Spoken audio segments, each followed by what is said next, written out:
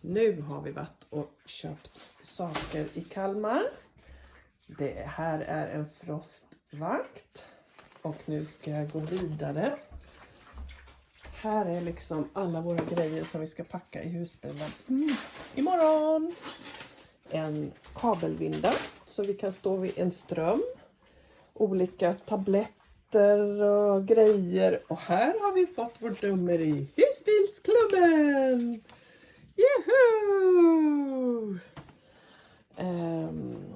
Här har vi vattenslang, multimeter, mätare, skafferivaror, grill, hundsaker, lite grillgrejer, täcke som vi hade hemma och lite ljus och sånt som vi hade hemma.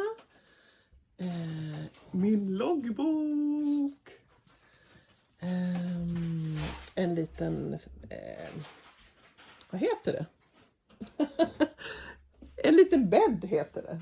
Till vår hund. En vattenkanna. Wokpannan ska vi nog ha till elden. Och så har vi köpt 2 härliga tempurkuddar. För det tycker vi att vi är värda.